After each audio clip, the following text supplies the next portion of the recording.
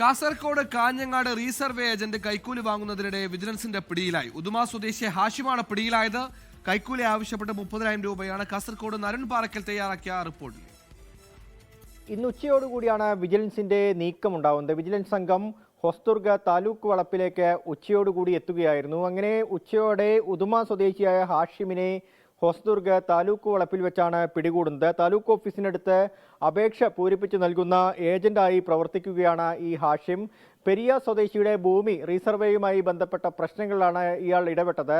50 saint ഭൂമി ഇങ്ങനെ കാണാനില്ലായിരുന്നു. ആ ഭൂമിയുടെ പ്രശ്നങ്ങൾ അത് പരിഹരിച്ചു നൽകാമെന്ന് പറഞ്ഞ് ഉദ്യോഗസ്ഥരോട് താൻ പറയാമെന്ന് പറഞ്ഞാണ് ഹാഷിം 30,000 രൂപ ആവശ്യപ്പെട്ടത്.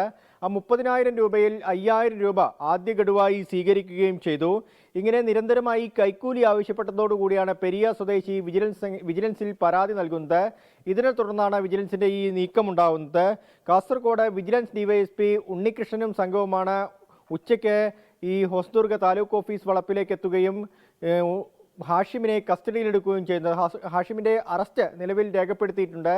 മറ്റേതെങ്കിലും തരത്തിൽ ഇയാൾ ഇടപാട് നടത്തിയോ എന്ന കാര്യവും വിജിലൻസ് സംഘം പരിശോധിക്കുന്നുണ്ട്. ലോകത്തെവിടെയായാലും ഏത് സമയത്തും 24 വാർത്തകളും ഓഗ്മെന്റഡ് റിയാലിറ്റി പാക്കേജുകളും എക്സ്പ്ലെയിനറുകളും വിശദമായി കാണാൻ ഞങ്ങളുടെ യൂട്യൂബ് ചാനൽ നിങ്ങൾക്ക് സബ്സ്ക്രൈബ് ചെയ്യാം.